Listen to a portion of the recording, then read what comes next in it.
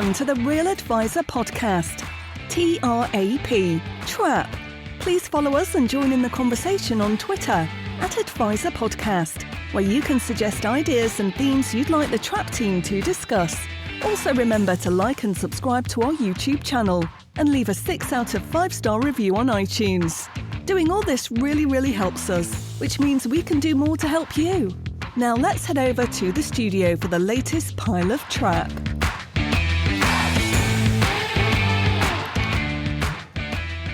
Yes, indeed, dear Trappists. Welcome back to what many people are calling episode 33 of the Real Advisor Podcast, TRAP, TRAP. My name is Lick Lincoln, and joining me as ever in the studio of doom are the three other horsemen of the apocalypse. Carl, the voice Widger, Alan, the storyteller Smith, and Andy, Ultra Heart. Now, gentlemen, we have a show packed full of absolutely nothing, so let's start unpacking it from the get-go with some effervescent, high-energy review reads by my good friend, Mr. Andrew Hart. Thank you. Today we just have one review. Is my mic? Yeah, it is. Okay. Yep. Today we have one review entitled "What a Trap Review 5 stars." This is from Kyle Punter. Also Kyle Punter on Twitter and LinkedIn. A thoroughly entertaining and insightful podcast, all rolled into one. As a relatively new advisor compared to these fine gentlemen, it provides great knowledge and tips as well as reassurance that you are doing the right thing. In what can be a daunting industry for people who care about client outcomes, these guys show that it is a profession for people who simply want to help others first and foremost. The four horsemen simplify complicated terminology, products and investments, and do it all whilst projecting light-hearted humour between themselves. Just when you thought it couldn't be improved any further, I then found the RPM button, which allows you to speed up or slow down the recordings. Personally, I favour the speed 1.25, which means I can squeeze the show nicely under 1 hour to fit into my designated gym workout. This means that Alan's stories are not so long, Andy's coughs are a mere throat clearance, and the voice sounds even more Irish. Be warned not to go to 1.5 or above, as then it can sound like a load of chipmunks having a lively debate about finance. Would you guys consider doing a live show with the audience? Maybe if you hit a certain number of downloads or the show with a certain significant milestone, perhaps your 50th. I'm sure with the popularity of the show and the lure of a conveniently located watering hole that probably excludes Lick, you would get a good crowd of people that would want to watch and be part of the show. Keep up the good work. So that's just one review today. Back to you, boss. Wow, what a brilliant review. Thank you, Kai Punter. Appreciate that. Thanks for putting your name in the review as well. That's great stuff. Well, that's a couple of points in there. We are doing a live show next year. We've talked about this. I think it's in May. I know it's in May. Is it May 24th? I can't remember. We'll be promoting this more and more as we get closer to it, and we have to actually organise something. And also on the downloads, we are coming up to the magical 6 figures, aren't we? We're about 95,000 downloads. So great guns for a podcast that is aimed at a very niche, specific market. Thanks for reading that out, Andy. Okay, topical tip list. Well, as ever, we say the summer months are very quiet, and then stuff just happens. It seems in the autumn, and we've got loads to get through. So, Mr. Hart, you had, what's the name of your conference? Andy, talk to us about it. Yeah, sure. So, 2 weeks ago today, Humans Under Management London happened. It was our most successful conference yet. Nick and Alan were there. Carl couldn't make it this year. And you boys will say a couple of words in a second. The overall score out of 10 at the moment is 8.93, which is staggering. The top 3 speakers in order. Number 3 was Paul Craven. He got 9.18 out of 10. Daniel Crosby, who flew over from the States with his little boy, got 9.41 out of 10. And the winner is Mr. Rory Sutherland with 9.51 out of 10. So, yeah, it was a cracking day. Pretty much the biggest day of my professional career, and I couldn't have been happy with how it all went. So thank you all for those who came. Obviously, the delegates make the event.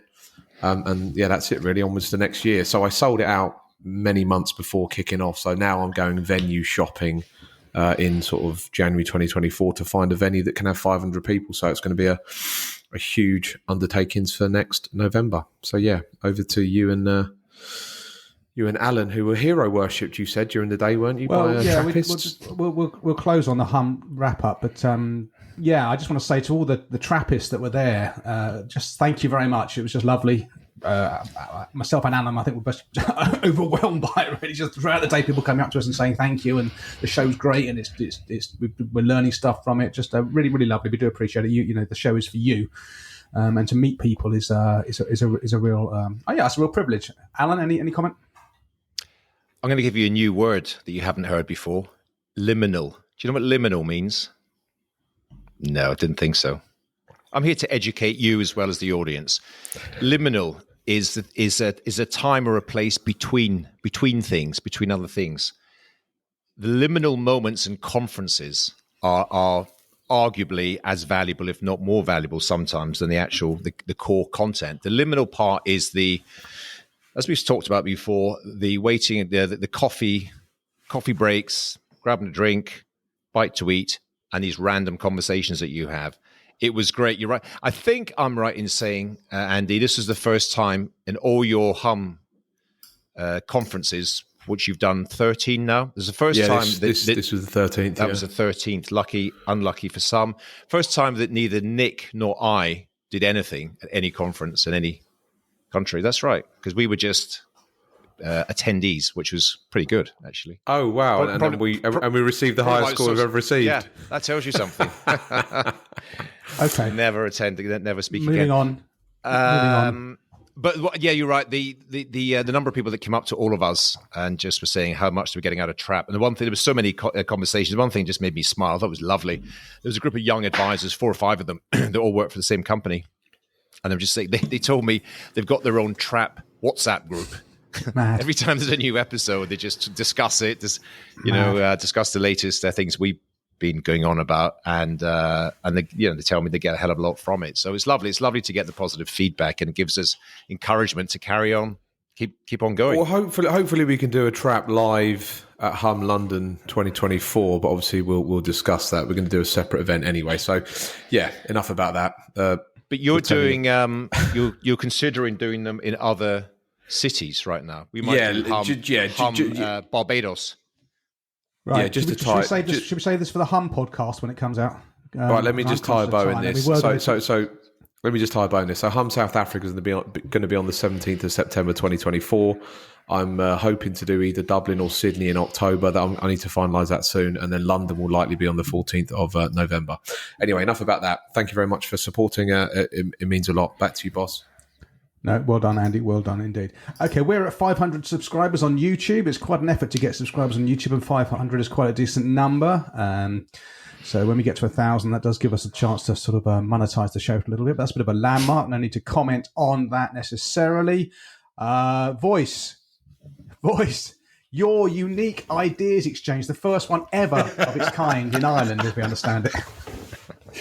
Well done, you, Carl. Indeed. Thursday, the 30th of November, house on Leeson Street in Dublin at 6 p.m.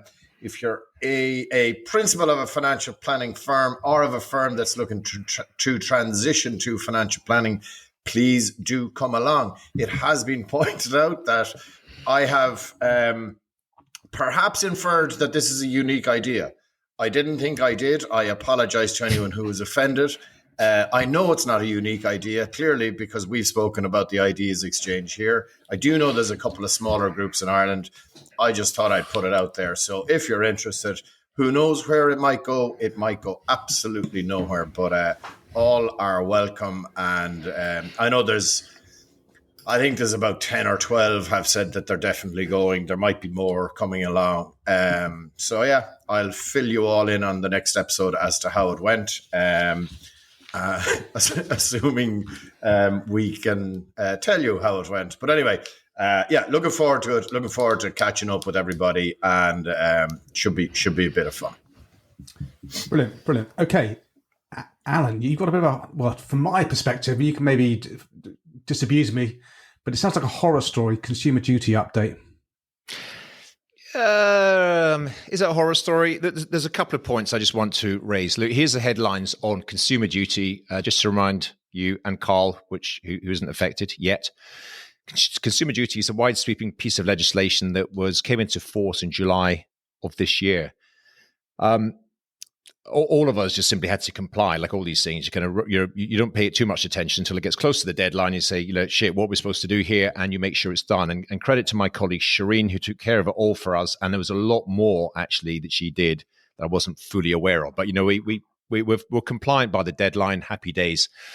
Just fast forward to present. A few months later, one of the responsibilities, one of the expectations, is that organizations make sure that all their employees, all the people in the team are fully conversant, up to date, and have been trained. So as a result of that, we're rolling out training internally here at our firm, and that includes me. And so recently I had to spend some time going through, updating my knowledge, reading, and really spending quite a lot of time, a disproportionate amount of time, making sure I was fully au fait with the information, the legislation, what's expected of us, and actually had to do a test to confirm that I had done that. And I just stopped and I thought, wow, this stuff is quite hard hitting. This stuff really is kind of bigger than I had initially thought it was. So I'm just going to throw a couple of points out. The regulator, the FCA specifically targets percentage charging and fee models for advisors, and specifically uses phrases like conflicts of interest and similar service or same service for broadly similar fees. And it really goes into quite some detail about that. It talks a lot about value for money. And I know Nick will say the value is decided by the clients, but there's an increasing kind of narrative coming out of the regulator to say, we will have an impact on what we perceive to be value for money. And tying that up is, giving some evidence to that. Well, first of all, all of our kind of investment propositions generally for our clients take the view that markets are efficient, and markets and stock markets and capital markets are generally forward-looking. All the information is currently baked into the price. And you begin to look at people like St. James's Place, whose share price has halved in the last few months, but they're not the only one. All the listed discretionary portfolio managers in the UK that I've looked at have had similar collapses in their share price. And it's pretty obvious to me that, all the markets and the analysts and the people who look at these things in detail are fully conversant with the legislation and saying these organizations will not be able to get away with it to the extent they have been doing. I think some of the biggest organizations that will be hit by this stuff are the traditional discretionary portfolio managers who, to this day, and I looked at another one last week, are charging between 2% and 3% per annum for financial advice, financial planning, for basically portfolio management. When you can buy an off the peg version, which is as good as you need for 95% of the population for pennies, really. I just don't see how these people can continue in their current format. And just to put additional bit of color on there's been legislation in the past. RDR came in. There was a kind of, what would you call that, assets review that the FCA did a few years ago. And this is the latest one. And I initially thought it's another just piece of nonsense. It's a tick box exercise. We'll tick the boxes and life will move on. I'll give you some real life evidence that there's more to it than this. In the last couple of weeks, our firm received a letter from a platform provider that we use a lot, which in turn was encouraged by the regulator. And they identified, I think, 3 or 4 clients, and they asked us to justify our fees for those clients. And all they looked at was the fee that we were taking. As you know, we charge retainers, but the fee we were taking in relation to the value of the portfolio sitting on their platform. Now, of course, they know nothing about our relationship with the client. They don't know where their other assets are held. Mm-hmm. They don't know what our arrangement with the client. And, they weren't saying this is awful, you can't do this, but they were saying, please report back and tell us why this fee looks disproportionate. And one in particular was an interesting one that we just took on, which was we recently took on a client, and they came with an ETF. They already owned an ETF.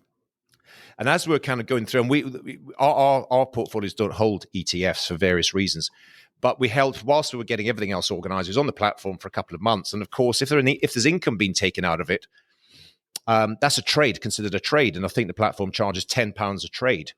So they're looking at things like overtrading. Why has there been 4 trades on this and cost the client 40 quid for this? And of course, we explained we're going through a process where we're going to stop doing that in a very near future. It was never our intention, but something we inherited. But just interesting, platforms are now analyzing with the backing of the regulator, looking at clients, looking at portfolios, looking at fee charges in relation to values of portfolios. And I think this is just the beginning of it. Long story short, I think it's actually a very good thing. And I think the ultimate beneficiary will be the customer, but it will be at the expense of a lot of the fat that exists in the industry and has done for decades. And I think 5 years from now, 7 years from now, will be a far better sector, and more people will be encouraged to seek financial advice. So, Carl, you've got a point. Yeah, just to come in, that's like unbelievably interesting. Did I also see, Alan, that one of the points that's coming through is that the regulator would like to see all clients get cash flow modeling of some description. Yep, that's another point. I posted that. Yeah, exactly right. Like when I think about the Irish market, obviously we haven't had RDR. It was being talked about, but we haven't implemented it. Like this is like 8 steps ahead of RDR. So yeah, you can just cut out RDR, go straight to consumer duty. Yeah, and maybe they are calling it RDR 2. Yeah, and maybe that's what they will do. But I think. I think you're right. I think it seems a lot of it maybe seems a little bit draconian, but who's going to win? The client is definitely going to win here. And the question I would have is, how are they planning on regulating this, on actually implementing the regulation? And will there be, inspections? Will there be fines? How is there any indication as to how they're going to actually implement the new regulation? The narrative that's come from the regulator, you see some of the letters, they've issued a Dear CEO letter. You might be familiar with this concept. They're right out to everyone. Everyone has received one. And the words are pretty, robust, hard-hitting. It's sort of along the lines of, make no mistake, we will be following this up. We'll be enacting where we see things. We'll be visiting. We're increasing our resources. Okay. I mean, there's another thing that they've said.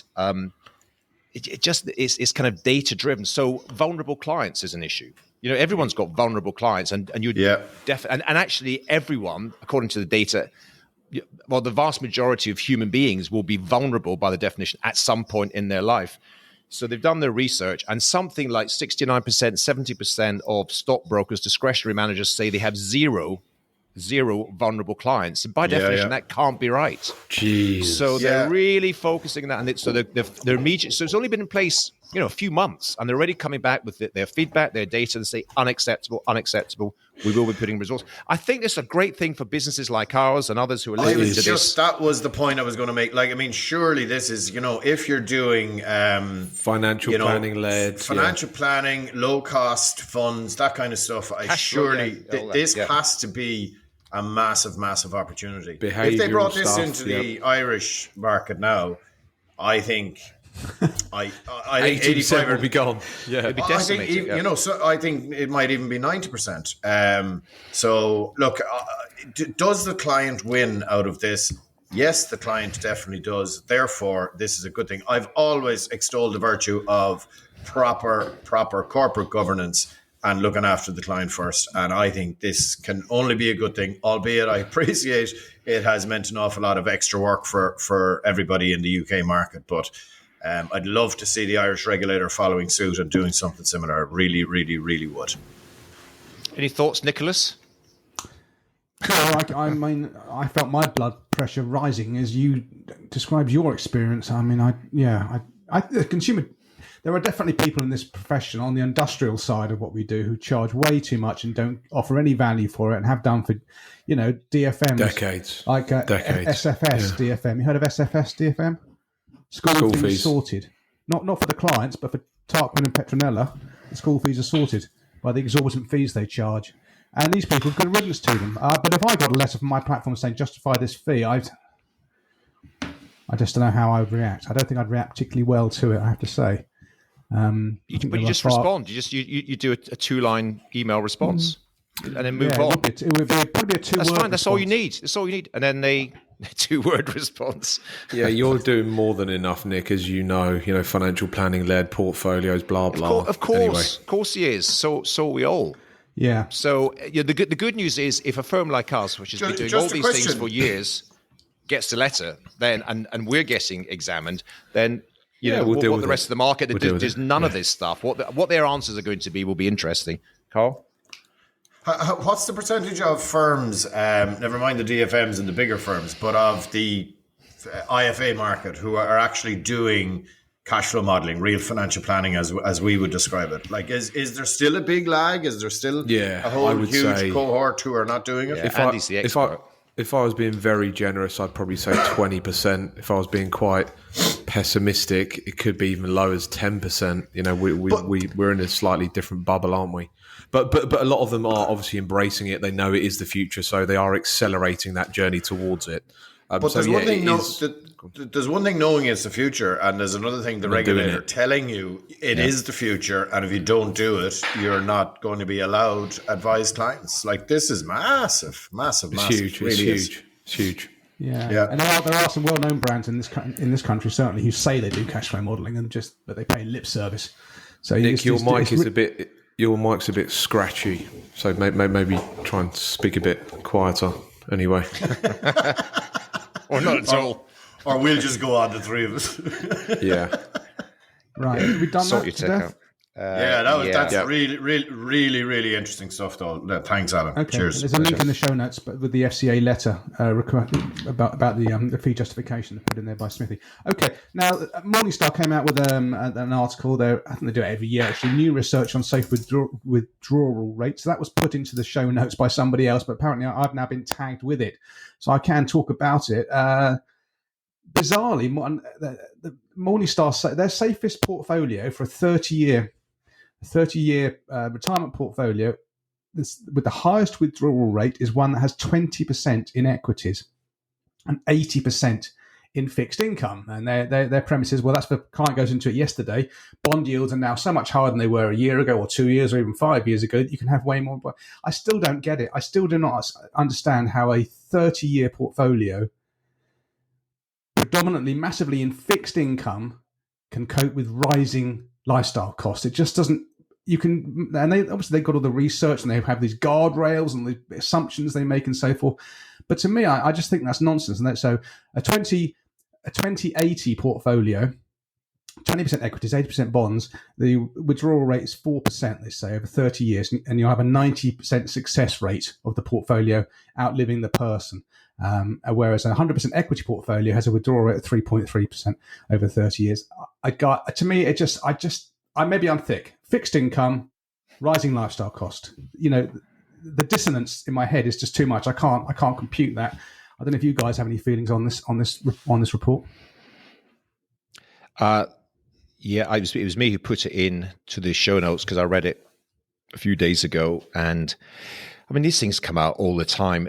It just feels somewhat distant from the real life practical experience of working with other clients and human beings, because there's a phrase, I can't quite remember it, but it's something like, it's like naive precision, because the amount of precision that's built into this, it says something like they've got this range of portfolios, 100% equities all the way through, and then it gives you, in terms of the safe withdrawal rate, it talks about 3.1%, 3.4%, 3.6% based, and it's trying to put human beings into a spreadsheet. And guess what, Morningstar? It just doesn't work, because it doesn't. We've talked about this before, and no doubt we'll talk about it again. And this is another message for the younger Trappists listening in who get caught up and read this stuff and then try to optimize for precision and efficiency and have a 3.156% withdrawal rate for their client.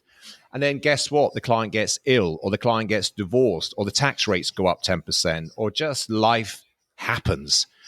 And Nick, you often say this is an art as well as a science. This is the science part of it, the Morningstar are talking about. Fine, it provides you a framework and some grounding, but the art part of it is far more important, because the art is about the human experience. And so I would read this sort of stuff and then dismiss it. Not rudely, but I think that's interesting, but it doesn't apply to every client on a day-to-day basis. And it's typically always done by people who aren't practitioners. I know I go on about this like a broken record, but they're sort of boffins. the techs who come out with this stuff. I just don't. It doesn't have that much relation to the real world. For an easy example is you've got a retired couple, and maybe they were drawing at 6-7% from their portfolio, but it'll come down to 4-5% when their state pensions kick in or when their final it's just this. Oh, it's going to be 4% for the next 30 years, and we think that's safe. It's just that's just so disconnected from what we experience. Life doesn't go in a straight line. you know, it's nuts. And it's I love the science and art bit, and do you know what this reminded me of when I read it? It was like probably less to the fore now, but like, do you remember back early 2000s, certainly in Ireland, we had like loads of fund managers saying, here's what we're going to do. We're going to do a new strategy based on a spreadsheet that tells us if we did the strategy for the last 5, 10, 15 years, it's going to work. And it never works because things change. And as Alan says, life just happens. And when life goes in transition, money moves, the famous Mitch Anthony phrase. Trying to find linear solutions in people's families' financial plans, it can't work. It does not work. It will never work. That is why real financial planning is a process. It is not a one and done. And I think there's some links to this in terms of a question that's going to be asked later on, because, reviewing financial planning for a family on an annual basis is so, so important. And that's your AGM. But EGMs happen. When stuff happens in your life, you gotta just step in, review the financial plan and make changes. I like that, Carl. Like that. Yeah, there's one world that's all just AGM and everything is hunky dory, but actually in the real world there's lots of EGMs that come up. That's a very good way of framing it. Okay, yeah. So the next thing, Mr. Smith, you're going to bring some filth into the conversation. You're not supposed to say that.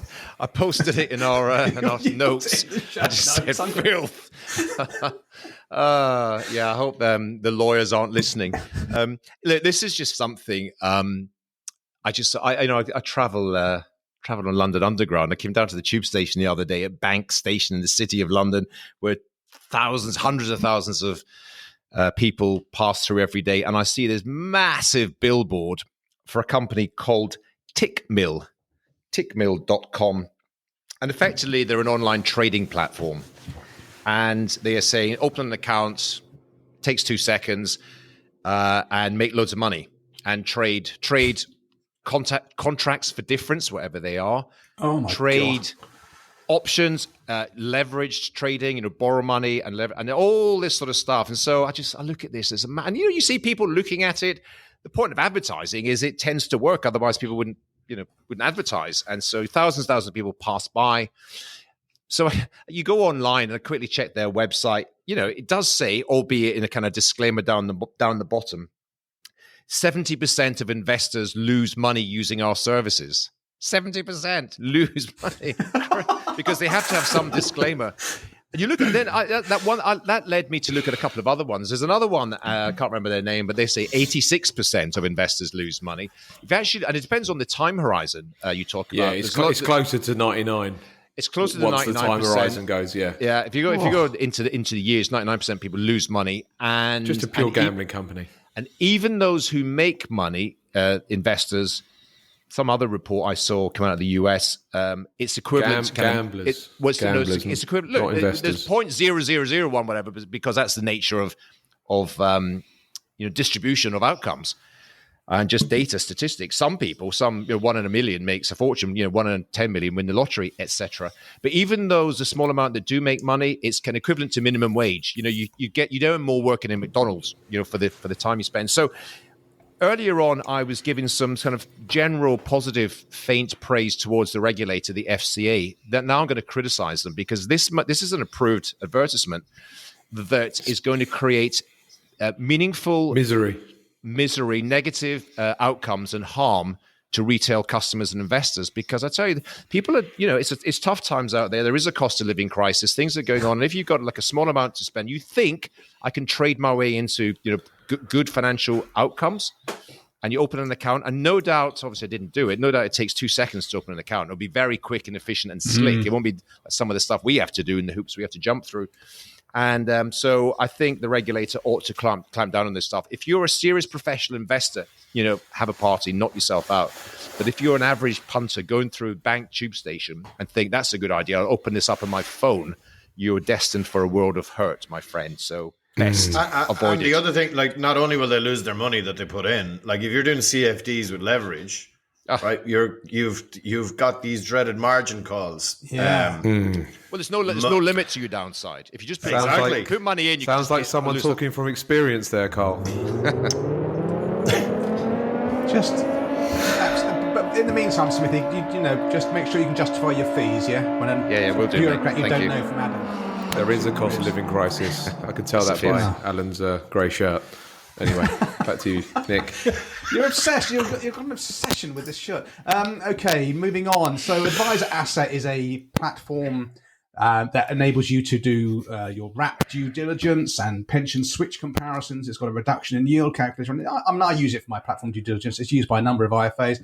And they just got a new thing where they, I think on a daily basis, which might be a bit too much for people, but they curate all the announcements from platforms and insurance companies in one email. So if that's a way of keeping in contact with the industry and the profession, you might want to do that. I'll put a link to it in the so-called show notes, and you just say, sign me up for your communications targeting UK financial advisors. It's not the best landing page. You've got to type that into the box, and that'll come into your inbox, and it's a way of keeping in touch. If you don't, so I don't really read so much New Model Advisor anymore, or any of those publications so much. So there you go, just another source of data. Mr. Hart, you're now going to finagle Hotel Chocolat into financial services, make it relevant for our Trappist audience. Go. Yeah, this is just a very brief point, but Hotel Chocolat, the famous luxury chocolatier, has been recently sold to Mars for a very inflated price compared to its share price before the news came out. So I think it's sold for about 500 million. And it was just, the thing that struck me was the founder of this company has been very outspoken about how authentic he and his brand is. And he was sort of going Angus? up against... Yeah, Angus. Yeah, Angus the Thurwell. other guy. Yeah, Close and the personal other guy. friend. Close personal friend. Come on, Nick. You're off colour today. He's slacking. Yeah, so they sold to Mars for... So they sold to Mars for... They sold to Mars for 500 million. It's the whole selling out concept that, again, financial advisor business owners have to, navigate that themselves. Integrity will cost you a fortune, but it's worth every penny. That's the sort of key phrase here. Yeah, another one. Thank you. I embellished. Anyway, so innocent drink sold to Coca-Cola, Costa Coffee sold to McDonald's. It's the business narrative that, is ever present, isn't it? New startups come along, and then companies that are slow learners with deep pockets end up buying them. Oh, another one I gave you. That's basically how it works. So I just thought I'd mention it. If there's in relation to financial advisors, obviously they have that dilemma of who do they sell to, because for years they've been banging on about their story and they're the startups, and they do things with high integrity, and then a big check comes along and things might change. So. Yeah, that's my final point on it. Anyone wish to say anything? No. Tumbleweed. Okay, thank you, Andy. Very interesting, Andrew. Move on. You intentionally did that, lads. I'll get you back. All right. Yes, we did. At least we're intentional. Leave them hanging, boys. Leave them hanging. Okay, quick plug for my IFA forum thing. It's now about 350 advisors and power planners and people in the advice chain. A very good Google group that you might want to consider signing up for, especially if you work on your own and you just want to have a forum where you can post questions to and get answers. It just kind of works. And I'll put a link to it in the show notes. Yes, Andy. Yeah, just to follow up on that, it is absolutely brilliant. It's very, very technical, so practical. A lot of the other forums are just, high level, wishy-washy. This is like, bang, I need a real good steer on this really technical thing that I know someone in this group is going to help me out with. So if you are listening to this and you are a UK advisor, or Irish advisors obviously can join, but yeah, definitely do join it and go out of your way to find out how to do it. Thanks for setting it up, Nick. tiny.cc/IFA forum, but I'll put a link to it in the show notes. Thank you for the kind words, Mr. Hart. Mr. Smith, FinTech launch. Yeah, just a quick one. I love the whole concept of entrepreneurship and startups and founding new ideas, new businesses. It's amazing. Spend a lot of my time in that world. But my heart sinks a little bit when I see yet another fintech startup. So what are they called, Andy? Tide Bank? Is it Tide or Tidal? Yeah. So it's Tide. Tide. So Tide Bank are one of these so-called challenger banks in the UK. And I just noticed in one of the tech publications last week, they've raised £3 million from seed type investors to launch a new online digital wealth management to platform. Disrupt the entire wealth management industry. That's the phrase. £3 million quid. Yeah, exactly. They'll spend that first month. Yeah, exactly. And well, look, who knows? They might be the first ones to crack it. But again, the narrative, if you read this story, and look, there are some really smart people who've had huge successes through their own sort of tech businesses and startups in the past that are throwing money into this. But once again, they're going for low cost. They're saying wealth management needs to be disrupted. Even free, Alan. Even free, some of the funds, it's even worse. Why don't they just set up something really good digital and charge accordingly and be profitable? The consumers are not up for just paying nothing. They'll happily pay for a service that's amazing. It blows my mind. Sorry, mate. Well, no, it's a couple of other points that you said. One of your phrases, and I'll give you this one, was people don't want cheap, they want safe. It's true. And you mentioned, Andy, Pension B, who charge 7.7, which is considered to be expensive. 0.75, and proudly so. They want to be a profitable, sustainable company. Yeah, which they seem to be. I don't know if they're in profit yet, but they're a listed business. They're listed in the London Stock Exchange, and I would give them more chance of survival than some of these other companies charging 0 or a couple of basis points for online services. I mean, interestingly, I looked at something the other day. These challenger banks, Tide, Starling, a few others, they make a lot of noise, but they haven't made much inroad really into the kind of retail banking segment. They're still single-digit percentage of the entire market after 10, 15 years or so. So they haven't exactly disrupted. And I think what is happening, is a lot of the incumbents, the big banks with deep pockets, listed companies, they'll begin to catch up on the tech. It's great to have a competitive marketplace, but when you see yet another online digital platform being launched when someone like Vanguard with 8 trillion of assets under management can't make it work in the UK. We noticed, did we talk about it last time? Can't remember, but we know that they've closed down their operation in Germany. Which is a huge market, bigger than the UK in terms of, 100 million population, so it must be a big market. Vanguard can't make it work in Germany, can't make it work in the UK, but yet another startup thinks that they can, coming in lower cost than even Vanguard. Yeah, so they're offering wealth management for free, and they've got a 3 million run rate. I mean, what could go wrong? By the way, I've just looked at my notes. It's not Tide Bank. Tide is washing powder. It's Tandem Bank. Yeah. That's right, Alan. And we know why washing powder came up, because we, believe it or not, Trappists, we're talking about washing powder just before we came on, weren't we, Andrew? We were. Oh, look, Andrew's even you had to hang now. This is all getting very childish. Come on. Be nice to each other. But yes, if you're doing a whites only wash, it's well worth putting in a white detergent in addition to a normal tab. And he's talking about putting his clothes in the dishwasher. Being a bachelor Listen, Gracia. Listen, Gracia. Gracia, you can't say anything. This is a grey shirt. What's the problem? All right. Can I just make one? It's just a license. It probably is white if you go outside. Shambles. Can I make one? Nick, do you mind if I just make one comment? Firms who are coming in to disrupt markets, right? You're not. Stop saying that. You're just not. There's people doing it already. Like, disruption of a market is not, I'm going to charge less. Exactly. Right? It's like Uber. Yeah. Sorry. Uber disrupted because they charge less and more efficient. Skype, totally new. Uber, totally new. Yeah. Uber worked. Sorry, Uber worked because Airbnb. It's the Rory Sullivan thing. You don't mind the plane being delayed by 2. If you're told it's delayed by 2 hours, there's a lot more to Uber than just lower cost. You can see how exactly. You're going to wait. So they did disrupt it. Airbnb disrupted the hotel sector. There's Netflix disrupted. There's a few disruptors, but doing lower cost, cheaper online portfolio. Hargreaves Lansdown have been doing this for 30 years. 1981 they started it. Right, 40 years plus. And all they're doing is like a cheaper version of Hargreaves Lansdown and less effective. So And they ain't disrupting crapper, anything. worse. There's Hargreaves no Lansdown's a disruption. wonder company. They're I amazing agree. at admin. I They're agree. great to deal with. So that's the only These point guys I will be want to closing make. down. They'll be closing down. Yeah, thanks for that, Carl. It's Jesus. insulting, actually. It's insulting them coming in thinking they're disrupting it just because they're doing it for cheaper. It's ridiculous. Okay. And on that Weetabix note- moments. Weetabix moments. Okay, finally, final topical tidbit. 40 minutes. Get me some rope. Mr. Smith, you're planning for next year. Yes. We are at the time of recording. We're heading towards the end of 2023. And I'm just sort of throwing it open in terms of what people think about what do you do for planning next year? So I have just booked 3 days away by myself in a little cottage on the beach where I've got time away from the office, away from home life, where I've got time to, this is not a story. I've got a story coming up. Grab yourself a drink, a very long drink.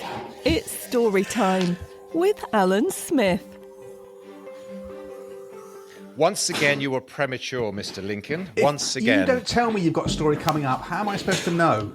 Just trust me. I've always got a story. Well, not always. I've got a brief story coming up in a few minutes. But this is not a story. This is just a reflection. This is something those of us who are serious about our business lives, I think that next year will be an interesting year. I think it'll be challenging in many ways. I think the economy will be extremely challenging. There's, as we already know, there's a hell of a lot going on in our sector, in our industry. And I like to take time away because I never give myself enough time to think, to reflect, and to plan and to organize. And so I'm taking myself away for 3 days. I just booked an Airbnb, cottage on the beach, secret location. Can't tell you boys because you might come and crash it and try to take me out to the pub, which I'm not You going have to do. told us. You have told us, and we are going to crash it. I haven't told you the location. you shared the exact link. Picture. Yes, no location, no. I specifically removed the link. Just give So you a little, you're going on your own to reflect for 3 days. So you're going to talk to nobody for 3 days. correct. God bless Kat when you get home. Yeah, I am. Be a lot of talking he needs to get out of the system. Oh, I'm thinking of going on a silent retreat. No talking for 7 days. I'm not kidding. No I'd like chance. to do that. You'll be kicked out in the first 3 hours. No, I'm gonna do that. No, I think. Carl, you must be taking some time to plan. You're pretty good at planning ahead, organizing. You've got a big year at Messes Norway next year. So, what are your thoughts? Yeah, on I do. planning But ahead? I do that a couple of times a year, as you know, and it is really good. As we've got a little bit bigger, we have to do budgets and all that kind of stuff, right? Yeah, I know. Which means I'm sitting looking at spreadsheets a lot in the last few weeks, and really, God Almighty, it is.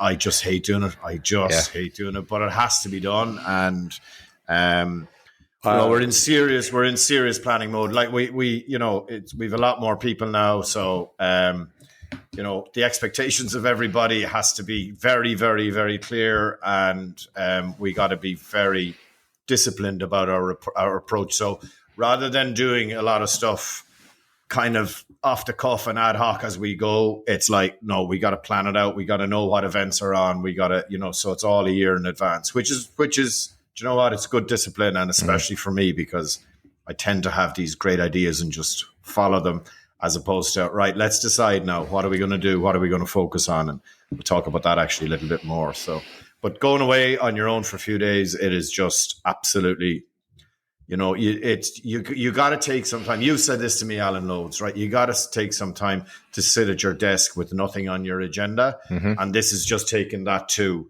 a kind of another level. Just go away, be on your own, go to a nice place. I went to a place in Ireland last year called Park Nasilla.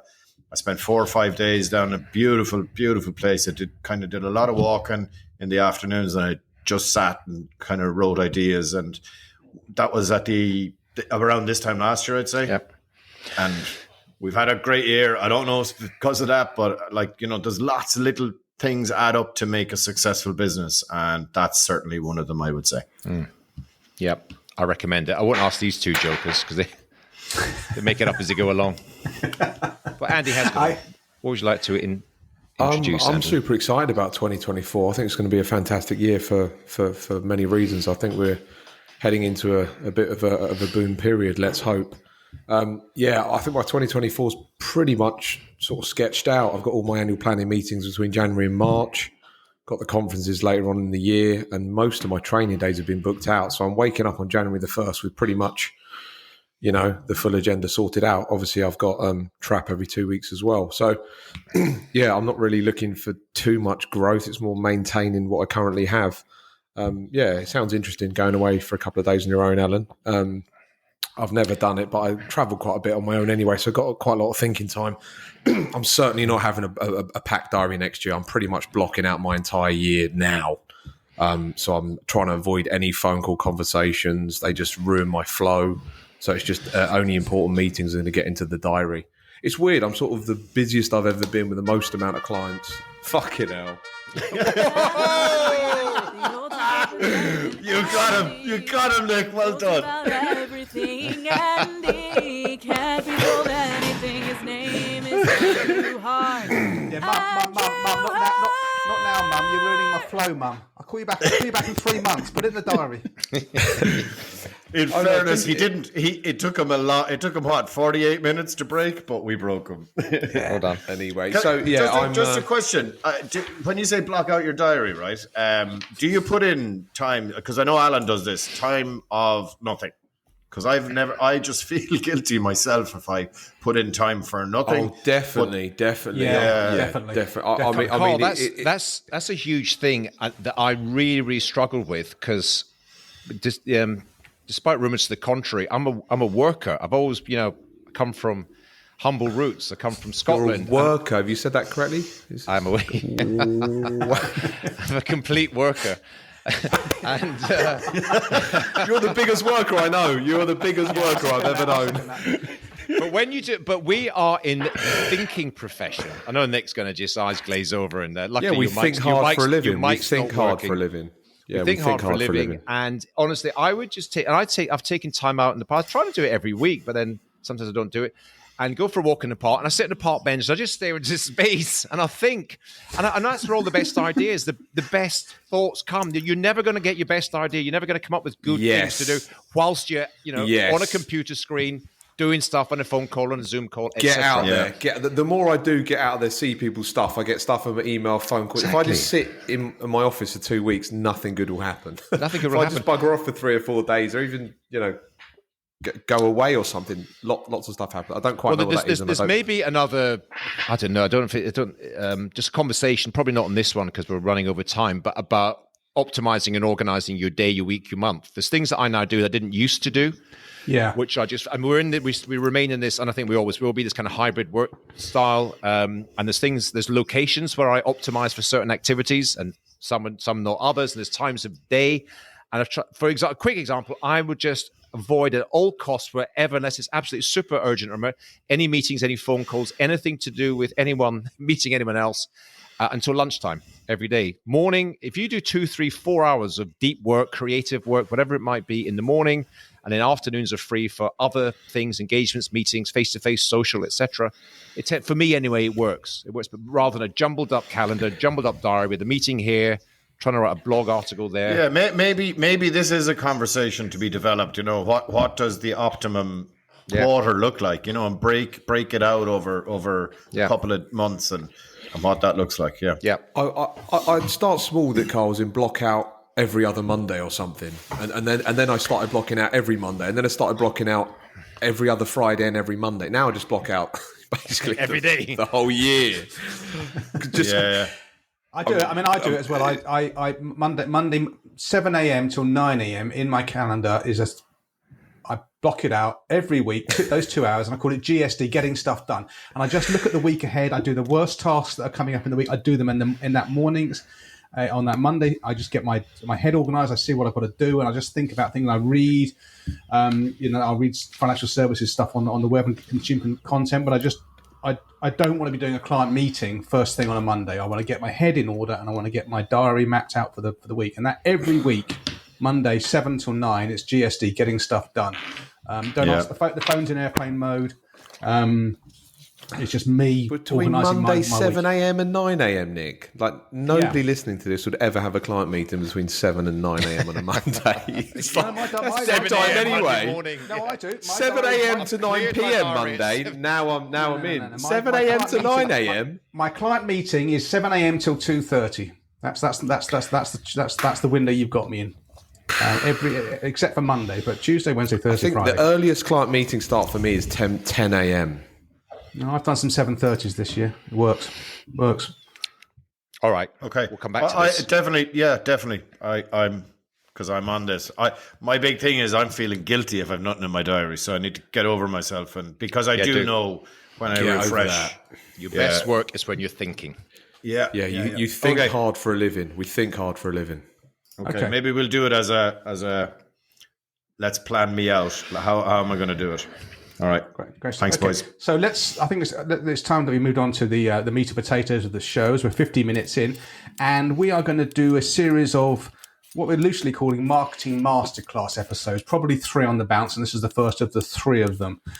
And the first of those 3, we're going to talk about building a repeatable referral strategy. And Mr. Smith, you're going to lead us off on this one. Okay, I'll wait for the sharpening knives to stop. So, look, everyone you speak to talks about growth. Everyone in our industry talks about growth. Everyone needs to grow their business. If you're not growing, you're dying. Historically, referrals, and by referrals, let's frame that from the beginning. Referrals, I mean referrals from existing clients. You do good work, and everyone tells you, all the experts tell you, that's the way to grow a business. Get further introductions and recognition and referrals from other clients.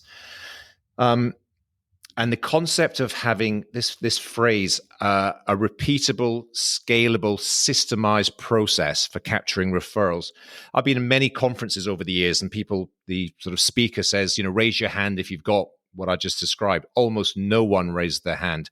People say, is it the single biggest opportunity you've got? Everyone raises their hand. Yes, referrals are the biggest opportunity, but very few people have ever nailed this.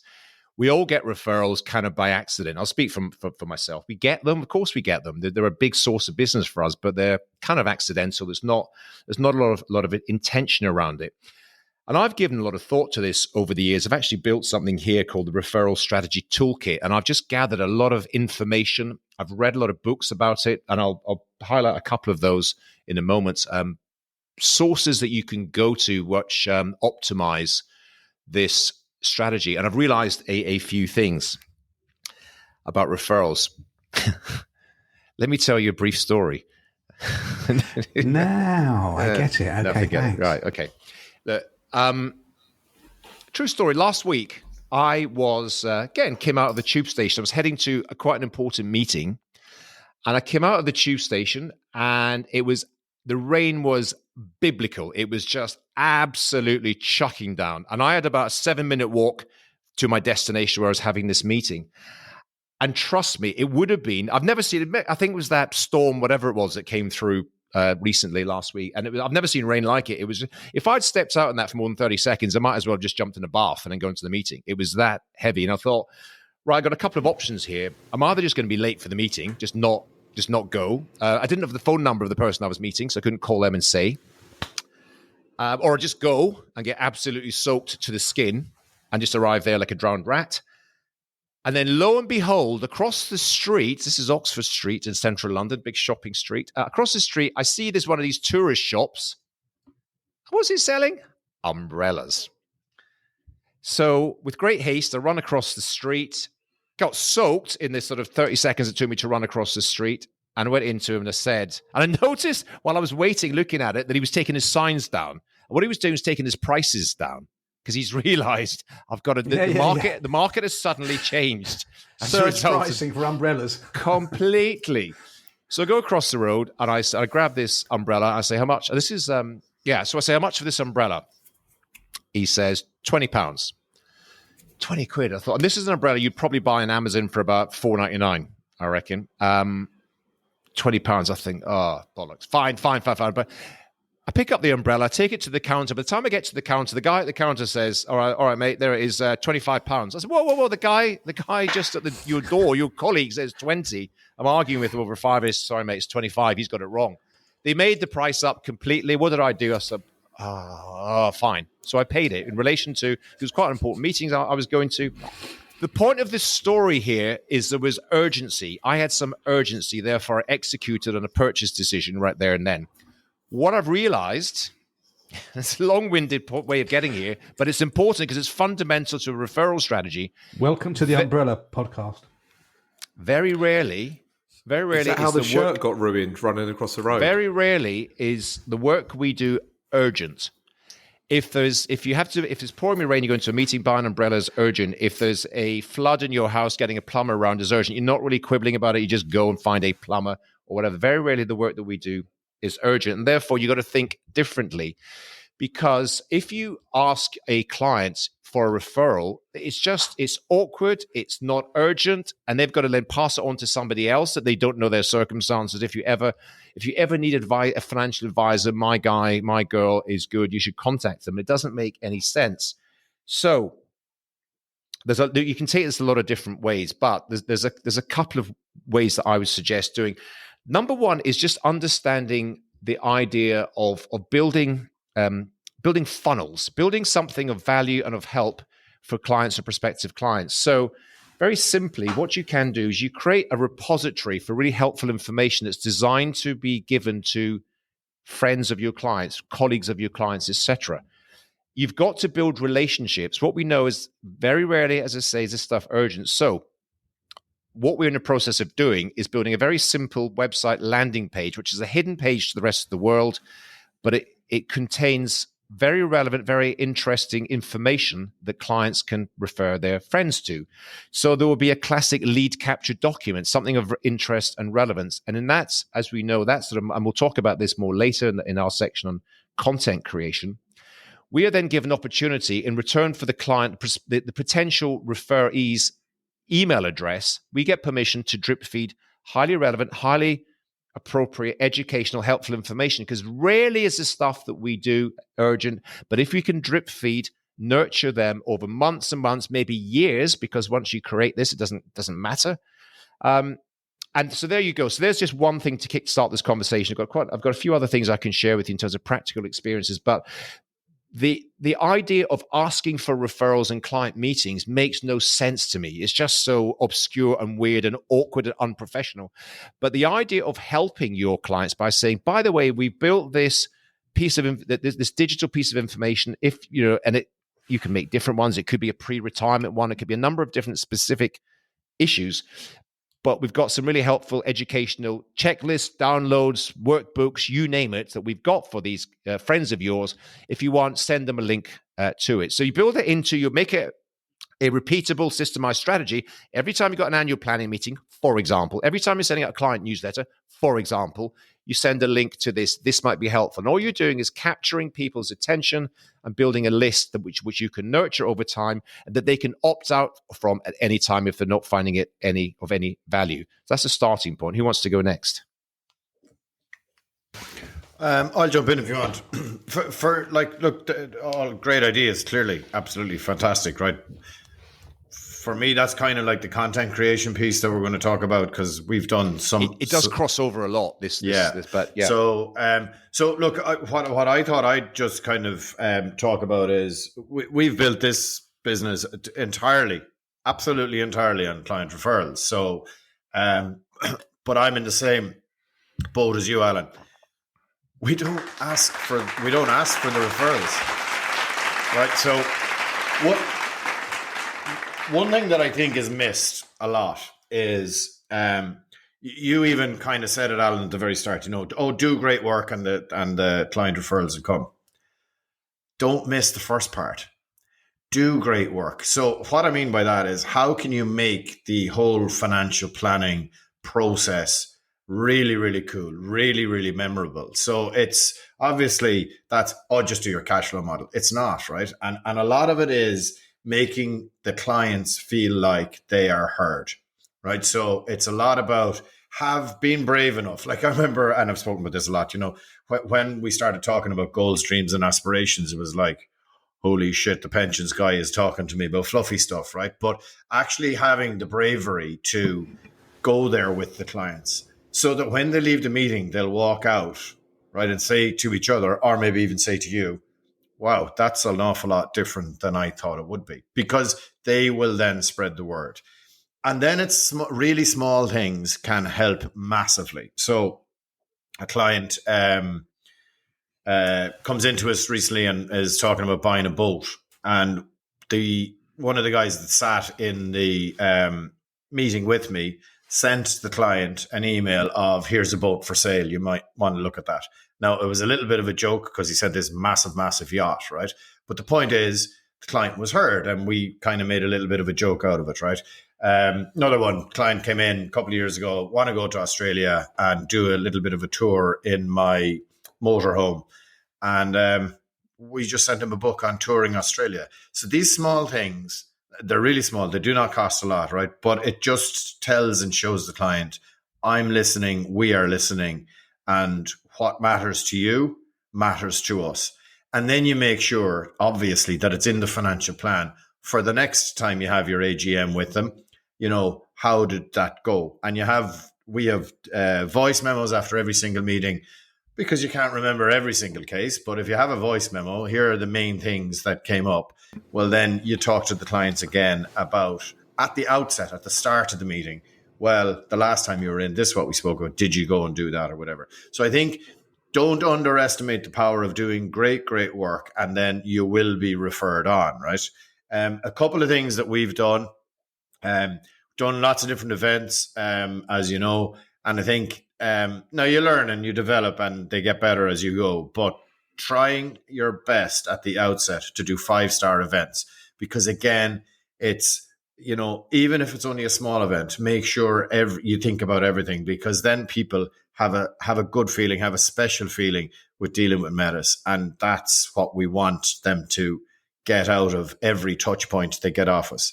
And then it's stuff like doing golf events and saying, hey, Mr. and Mrs. Client, would you like to bring your friends, Mr. and Mrs. Client? You know the kind of work that we do. And look, we'd be delighted just to have a game of golf. We won't talk business.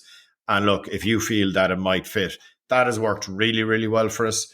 And then, conscious I'm going on a bit here, but the last one I'd talk about is, I was going to mention in our topical tidbits, because we had it last week, right? So our latest client advisory panel, right? The single biggest place where we get the best referrals from. And I know it's not for everyone, and I know Nick hates it, right? But so we have 12 or 14 of our very best clients who come along to 2 events every year. And we tell them how we've done. We tell them what we're planning to do, which is really important when we're in the phase right now. And then they give us input on that. And all of them are absolutely brilliant at referring clients into us. Yes, Nicholas. So, sorry, Carl, you tell them what you've done, so you share the business growth with them. Is that what you're saying? Yeah. Nice. So we have, we share with them a lot more than people might think. And that has evolved as well. So we weren't probably telling them a lot of the financials, client numbers. We share the actual numbers with them. So I think they feel part of the story. They feel very engaged. They want Metis to do really well. And if all of those boxes are ticked, well then, and there are perfect type of client, remember. So they will refer their peers to us and they just want to help. And you just get that feel. I got the feel, over dinner. So we go to a nice hotel. We do lunch. The meeting is 2 until 5 with a coffee break. Then we have pre-dinner drinks, and then we have dinner. But we spend a few quid on this. This is always a nice place, always a nice venue, and we get obviously when you're talking about very busy people, not everyone turns up all the time. We always get 10 though, so maybe 2, 3, 4 don't turn up, but we always get 10 people. That's enough to have a really, really good meeting. And what's happened after over the last kind of couple of years, especially post-COVID, since they've got to know each other much better, they're all doing some business with each other. which is amazing. Like, that's absolutely amazing. So if I was starting out now, I would find people who maybe even aren't existing clients who I'd like to talk to, and I'd put a client advisory panel together. We call it client advisory panel, by the way, just a small point, so that people don't feel like they're sitting on a board, because client advisory board with the fiduciary responsibilities, whatever. So that's just a small, very small point. But I would, we started that back in 2019. I think we'd be well further on in our growth phase if we started it when we started the business up. That's brilliant, Carl. I mean, you told that story in different iterations numerous times, but it is really interesting to listen to that, because it's so different, certainly to what I do, and to what Andy does as well, which we just don't do that kind of thing because we're not that kind of business. But I can definitely see the value in what you do, and I know when you do it. You're one of these guys that commits, aren't you? You don't sort of stick your toe half in the water. You go for it, and you always put on a good event, and it serves you well. Thank you, Mr. Hart. What referrals? How do you approach it? Yeah, I was just thinking about it, so I can go in various different tangents, I suppose, on this. Obviously, I've got various different businesses, various different things. So I do a mix of pretty much, well, what Alan said, I've been doing that for years, obviously capturing email addresses and then giving, information to people. I get quite a lot of referrals from a client who is a client of mine who's an accountant, and they recommend a lot of their clients, and that works really well. I also, probably the second biggest referral channel is other advisors, and other advisors weirdly do pass a lot of clients between each other. For example, I've passed quite a few clients to Carl. If an Irish connection says, do you know an Irish advisor? They go to Carl. And again, lots of advisors contact me and say, Andy, do you know an advisor in Bath, in Glasgow, in Plymouth, in whatever? So advisors do share a lot of clients between each other. The latest client I've taken on is a very good financial advisor. They didn't want to work with someone who's so close within their family. So then they said, well, do you know someone that can help me? And my name miraculously came into their brain. And they basically said, this, yeah, you're surprised about that, Nick. This guy will look after you. I think he does similar to what, I do in terms of financial planning, good investment portfolio, and is going to basically give you tough financial love and going to get you to stick to the plan, basically. So that's on the financial advice side. On terms of my advisory focused businesses, I do events, I do lots of stuff online. It's endless. It's constantly working it. So I'll keep it sort of focused on the referrals for the client side. Over to you, Nick. Okay, thank you. So I am pretty lax on this. I mean, I only get new clients, new families through referrals, the same way that you do, Carl. And you, Alan, as well. But I don't actively seek them because I'm at that stage of my business where I just don't necessarily need to. I probably should be more on top of this, but I don't. I just don't need to. And it's funny. 80% of my clients don't refer people to me, but the 20% that do it all the time.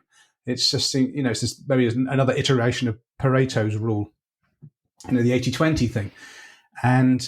There's no doubt about it. The referred clients, you do not want. We talked earlier in the show about how there's this race to the bottom.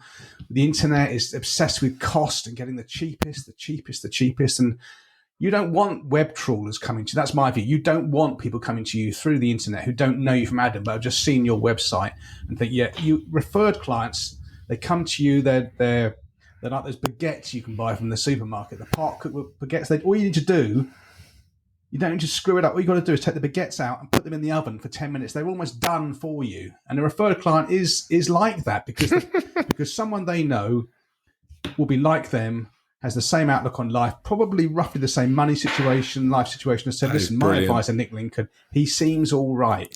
And it's validation. So people mix like with like. They come to you. They're already they're sold on you really if they're referred, and you've really got to cock it up. Or there's just got to be something there that you think, hold on, this isn't actually as good a fit as it could be. Otherwise, that's what you want. And if you have a strategy, which Carl does with his client advisory boards, panels, even panel. I was trying to think of a client relationship advisory panel. I think that's a better acronym. And Alan with his just giving soft data out and just signing people up to an email list who are it's very loosely prospects, but just feeding them useful stuff that isn't salesy, but is informative. That's another great way of just building up a bank of people that one day may well become clients. Alan, yeah, I just want to come back on a couple of points in terms of real practical applications and where listeners can potentially go from here. And we do have to always bear in mind that all of us here are running, mature businesses, and a lot of others are in startup phase and are looking for every opportunity they can to maximize opportunities. So everyone should be a bit more intentional. There are surveys out there, participated in surveys in the past where they would ask, we've done it, for example, you ask your clients, it's a kind of net promoter score question. Would you ever refer us to friends, family, colleagues, etc.? You generally, most of us would get 90% plus. People say, yeah, I would. If someone asked me, I would. And then you ask, have you ever referred us? And often you'll get responses in the 50, 60%. Yeah, I have referred you. And have you referred us in the last year? Even then, the numbers will be quite often. We've done this 2 or 3 times. 20% of your clients have referred you in the last year. You look at the actual referrals you received, you think, well, it's nothing like 20% of our client base did we get inquiries from friends or family of these people.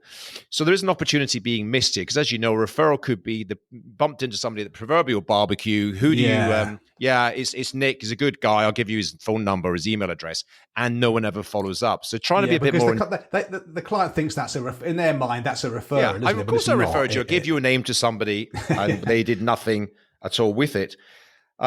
So I think there's a couple of opportunities here, and you'd like this, Carl. I'm a big believer in the James Clear atomic habits thing, which is don't worry about the outcomes. I've got no control over the outcomes, but try to focus on the inputs. What can we do to, back to this word, systemize? What could we actually do regularly, which will just move the dial a bit? If we increased our referral opportunities, if we captured even half of those ones that people had mentioned to their friend down the pub, at the barbecue, etc., then that's going to help fuel future growth. And also, the other thing, of course, is to think about, I honestly believe this, as a client said to me, I never forget the words he used not long ago, it's shark-infested waters out there. You've saved us. You've saved, because it's, let's face it, as we sort of alluded to earlier on, some of this stuff, some of the advice, quality advice, costs of advice, etc., is not good. So I consider it helping more families, and it's our noble duty and responsibility to do our best to capture more and help more people. So try to systemize this. So, for example, we've talked before about the client journey. You got a welcome meeting. So that's just we just mentioned it. Our welcome meeting, often, if we can organize it, is a social over lunch and a glass of wine. Once we've onboarded the client and become fully embedded clients of ours, and we'll talk about that. We'll go back to the conversation around how they first came to us. If they came to us by referral, we raise that as a conversation. It's great that John referred you to us. That's how we build our business. Are you just drip feeding annual planning meetings? You're just drip feeding these conversations. And you've got to remember to do it, because it's easy just to forget about it. So, so you build that into a checklist, various other points. When you first meet a prospective client, if they've come to you as a referral, you say, great that you were referred to us. That's how we get most of our referrals. You're drip feeding that. If they didn't come to you by referral, you actually say to them, interesting, most of our clients come by referral. It's great that you found us on the internet or whatever, but most of our business is that. So you're constantly providing this sort of feedback loop to your clients. And as I say, focus on the inputs, and the outputs will take care of themselves. But I'm sure if you do that consistently, the last sort of action I would say, and this is a version of, because not everyone either wants to, has the ability, organization, or budget to create client relationship advisory panels, as Nick just described them, or client advisory panels, or whatever. An alternative version of that anyone can do tomorrow. I'm sure I talked about this before in previous episodes of Trap, but I've got a lot of time for a guy called Dan Allison, who is a US coach, I suppose, who does exclusively focuses on referral strategies.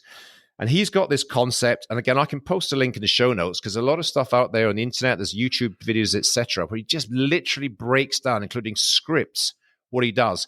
So everyone everyone listening to this, think of what you would call your advocates. Who are the clients that just love what you do? Not everyone absolutely loves what you do, but a percentage. It might be 5 people, it might be 10, it might be 20. They are your advocates.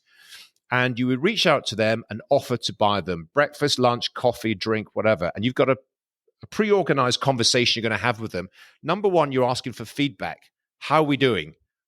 Are there any things that we are doing that you wish we weren't doing, or any things we're not doing that you wish that we were? And it's just a general feedback conversation. There's another positioning conversation. It's, can I just share with you a bit? It's no doubt a version of what Carl does in his group meeting with his clients, but it's can I share with you what our plans are for the future? These are some of the things we currently do. This is what our plans are for the future. If they're your advocates and they love what you do and they really enjoy being a client, they're really happy to be part of that conversation.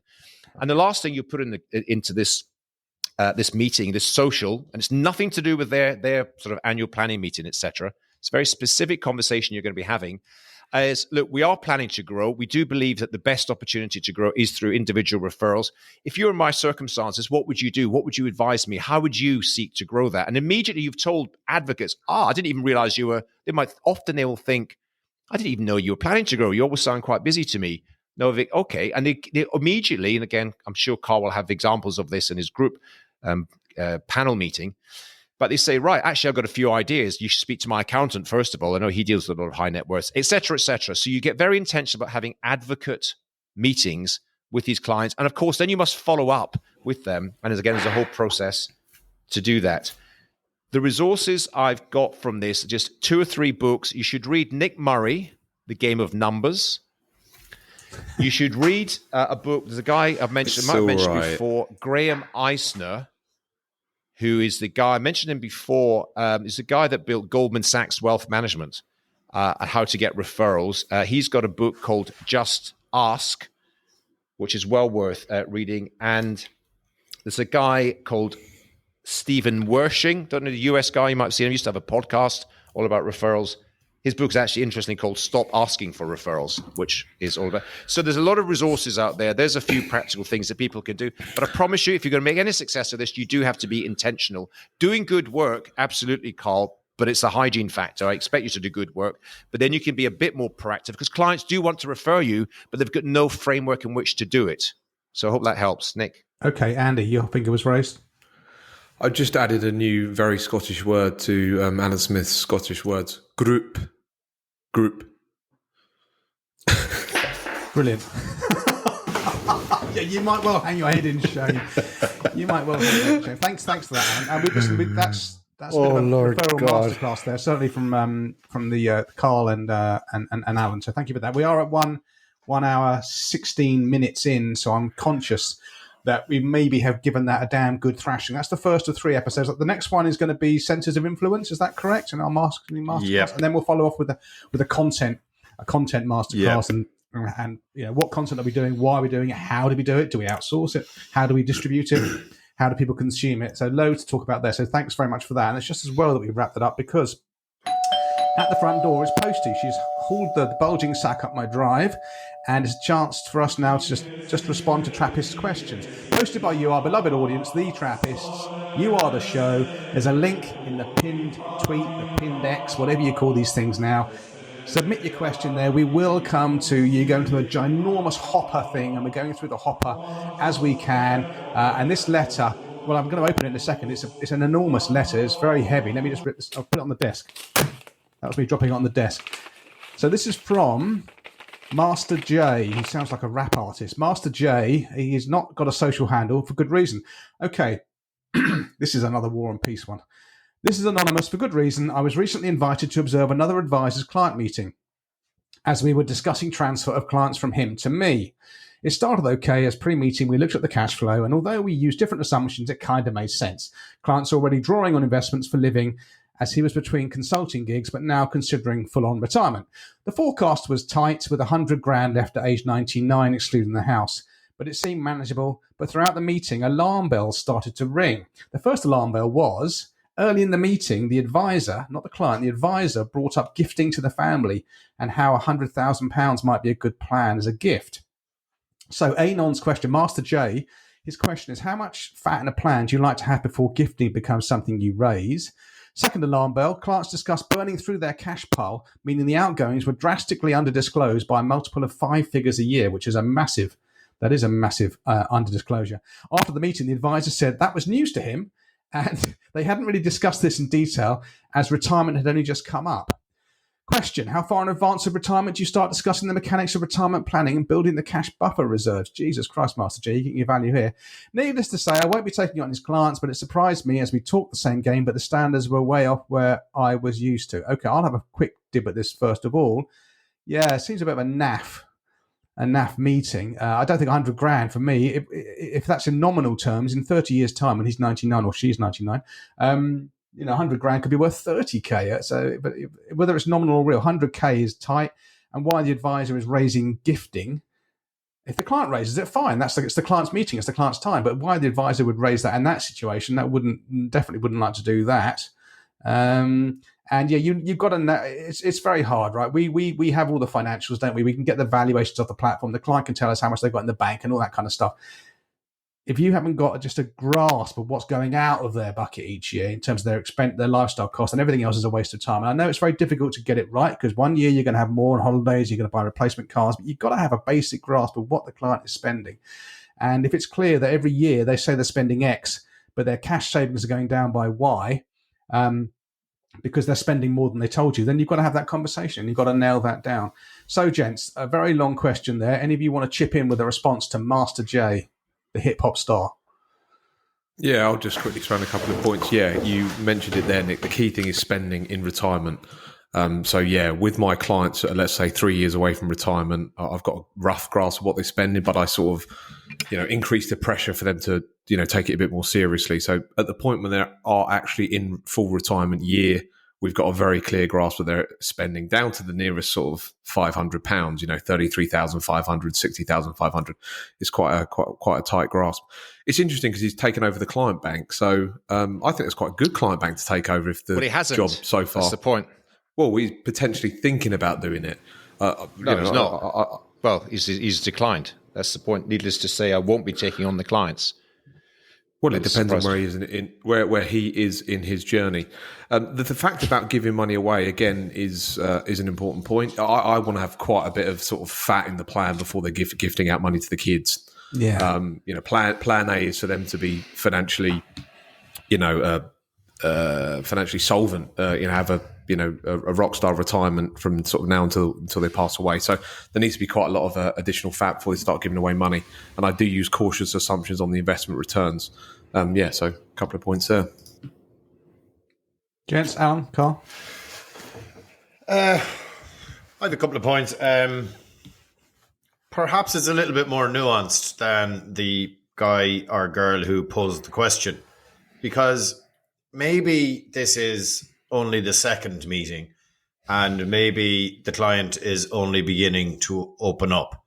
So therefore, stuff like the cash burn, right? So the spending, maybe the client's gone, actually, we're spending a lot more. And I think the both of them probably missed an opportunity to say to the client, we need to, this is very, very, very important. So we need to really kind of dive deep into this one and just explore that a little bit more. And what's, what are your goals, dreams and aspirations? And what's the lifestyle that you want to live? What does living your best life look like? And then kind of tease it out.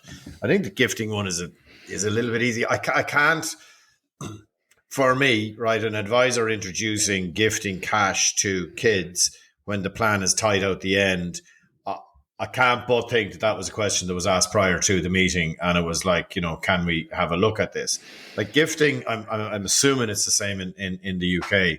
Like you have lifelong opportunities for that. So postponing gifting for a few years whilst you get into the rhythm of the plan, I think I think that's a kind of a little bit of a no-brainer. But I think the opportunity to stop and really do deep dive around the spending, that's where the real value will come with the financial planning process. And that you build the trust, over years. There's no little switch that you turn on. And yeah, I don't know, the idea of another advisor sitting in kind of critiquing my work, right? It just makes me feel a little bit ick, right? So I think this. Sorry, Carl, you go on. Well, just my last point, like making a call and not taking a book of clients based on one meeting, if that's the fact, right? You're mad. That's You're exactly what totally mad. Take the exactly what I was clients going to on. say. Take the clients on. Well, it depends. If they're all overspending and it's all going to be end in tears, then it's you be cautious, be careful. But I think if that is the situation, one meeting, client cash flow is a bit tight, so therefore walk away from a big business opportunity. I would urge caution on that. Perhaps go back in again. I've just got a couple of observations, just sort of adding to what's already been said. In my experience, one of the single biggest challenges to long-term cash flow planning is clients underestimating their cash burn, their expenditure. If you're just asking them, how much do you spend on X, Y, and Z, particularly things like holidays. Oh, we spend $5,000 a year on holidays. You think, well, you've just come back from 3 weeks in Barbados. You went business class and you spent at the Sandy Lane Hotel. Oh, that was a one-off. Oh, we did it again the year before and the year before. So getting granular, of course, as life goes on, technology helps with these things. You get access to sort of client data, bank accounts, etc. So you get a better understanding. But the most dangerous thing is underestimating cash burn and then not putting enough fat and growth. And look, if you go into retirement, let's face it, you want to live a lovely life. And for a lot of people, it doesn't involve spending money, at least for those what we call honeymoon years, those first 10, 15 years post-retirement. We do want to travel. You don't want to stay in a one-star hotel because you worked hard for 40 years, etc. So I think that's an area to focus on that. And look, I'm a big believer in gifting and the idea of gifting with a warm hand, or gifting with a warm heart and not a cold hand, as they say. So life expectancy now is well into 80s and 90s. People's kids will be in their 50s and 60s when they reach the natural age of death. When you really want access to money, when money is tighter, often when you're in your 30s, 40s, when you've got kids yourself, and you've got school fees and mortgages and all that to pay. So if you can, rather than wait to the end and you've got to, give money on death, etc., give it during that time. But you do need to have to test, because gifting to children is a luxury item. You will only do that if you're absolutely pretty robust and resilient, and you've got a lot of fat in the. Not if things are a bit tight on this model, and they've underestimated spending, and it's talking about gifting $100,000 right now. Loads of red flags there, but not necessarily enough to walk away from an entire, business transition and taking on all the other clients. But it's an interesting question. Another example that this is an art more than it is a science. There's a lot of creativity required. Absolutely. Okay, I think we've given that a good answer. And maybe the client did raise it with the advisor pre the meeting. Look, I want to look at gifting, and that's why the advisor was thought to have raised it. Okay, let's quickly go on. 1 hour, 26 minutes. Let's quickly go on to Culture Corner. Wow. Okay, so my one. Okay, so this might have been mentioned before. I'm sure one of you would have, if not all three of you, have this. The Money Beta blog and emails, really, really, really good. A lot of the content that's out there is very US focused, from US advisors or US commentators using US centric stories, understandably. Well, the Money Beta blog and email, 3 emails a week. This UK based guy to a team of guys and girls. Just puts together really good stories, good information, and Irish stories as well. And I would definitely subscribe to that. And there's a link to that in the so-called show notes. I don't know why you're laughing at that, Carl. Good save. Yeah. See, I can be empathetic. It does work sometimes. So that's in the show notes. moneybeta.com/subscribe. Smithy. Yes, very briefly, keep us to time. Really useful source. This again, this does come from the US. A guy called James Pollard, who I understand is a practicing financial planner in the US and does a lot of work, though, for other planners. He's got a lot of content, a website, a podcast. He's the advisor with the O, as the Americans do tend to spell it, theadvisorcoach.com. Sign up for his newsletter. Listen to his podcast. And it actually really fits in with the theme we're currently working on, which is marketing growth. He's got some interesting ideas on whether or not to outsource to third-party marketing specialists. But do check out his stuff. Link in the show notes. Great voice.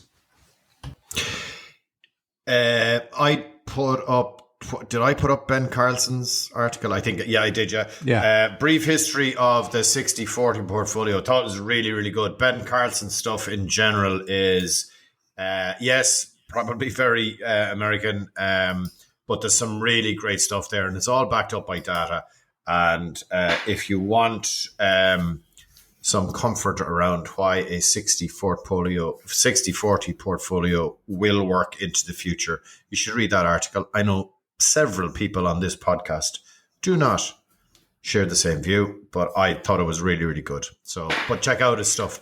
Subscribe to his email updates. Really good stuff. Okay, fab. And finally, Ultra. Yeah, so this is a real-life police drama series on BBC called The Met. It's the 4th season. Everyone's banging on about it. Check it out if you wish to. Excellent. That's good. Got as much connection to financial services as Hotel Chocolat. Okay, I think we're... And IKEA. And books you haven't read. Don't you start your fucking backpack watch. It's all F-bombs this week, mate. Oh my God, I had a bad night's sleep. We cracked him twice. But he hasn't started. What's happened? You're not at your Weetabix this morning, son. Oh, dear. Don't use my ones on me. All right, okay, slags, enough. Okay, so I think we've come to the end of that. Very good. Thank you, as ever, dear Trappists, for enduring this show. If you like us, please do subscribe to the Real Advisor podcast on your podcast app of choice. Rate and review. A 6 out of 5 star review is really, really good. Our average rating is very, very high, and we're very appreciative of that. We're also on YouTube as well. Some people like to watch us. God knows why, but they do. There's enough pain and agony in the world without having our 4 ugly mugs on your TV screen, but it can be done. And on that note, I'm going to say adios. Take care out there, folks, and we'll speak to you again in 2 weeks' time. Goodbye. Bye-bye. Bye, everyone.